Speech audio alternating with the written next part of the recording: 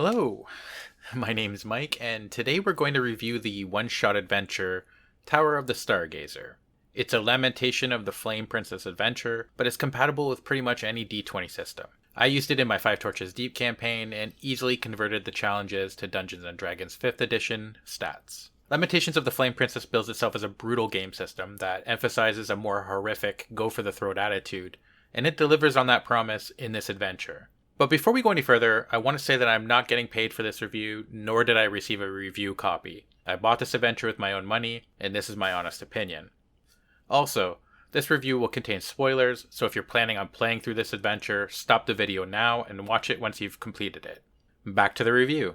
Tower of the Stargazer can be purchased through DriveThruRPG for $6. It is 34 pages in length, including the front cover and table of contents, and it took my group about 5 to 6 hours to complete.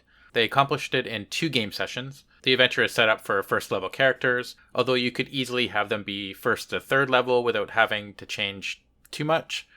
The adventure is also written so that you can drop it into pretty much any campaign setting, although it does have what amounts to a telescope in the tower, as well as gunpowder, so it might not be a perfect fit for every fantasy setting. However, you could easily modify this to your setting. Here's the adventure background from the book.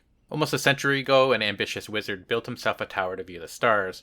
As time passed, he became obsessed with outer space, and he wanted to travel there. Amassing all the information he could, eventually he made contact with beings from other worlds. As his research went on, he lost touch with reality and the people around him. He became abusive, and at last, murderous.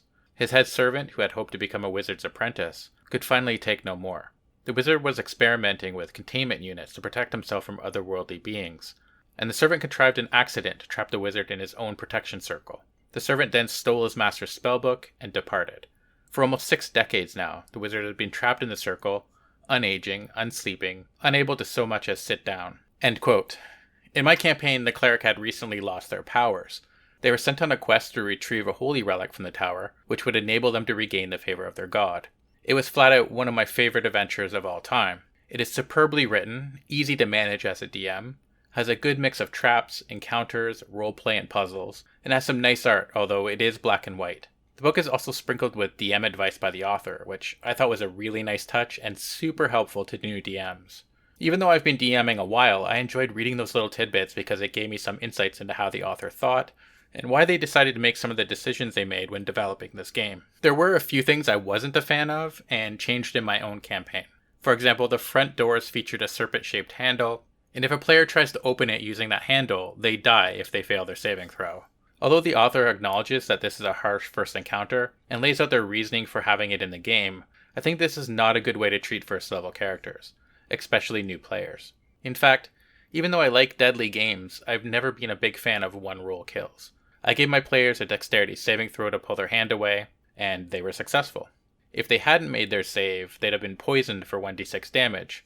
After 1 minute, they would have been able to make a second saving throw, and if they'd failed, they'd have taken another 1d6 damage, and been struck with 1 level of exhaustion. I would have repeated this until they reached level 6 exhaustion, meaning death, found the antidote hidden in the wizard's chambers, or made 2 successful saving throws in a row, and/or rolled a 20 on their saving throw.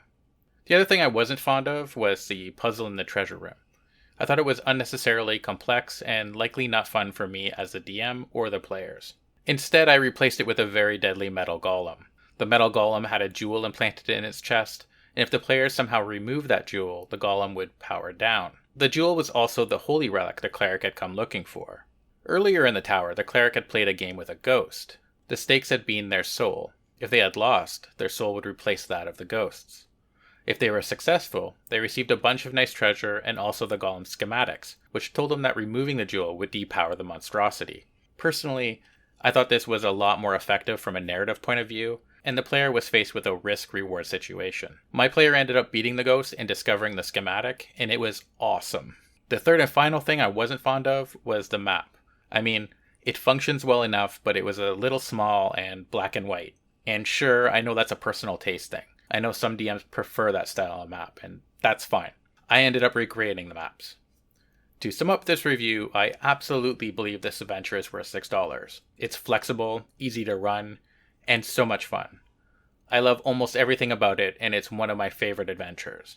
If you're looking for something a bit different to drop into your campaign, or just want to get your feet wet as a DM, I wholeheartedly recommend this product. Thank you for watching, and if you found this review helpful, please give it a thumbs up. If you have any questions about Tower of the Stargazer, hit me up in the comment section below.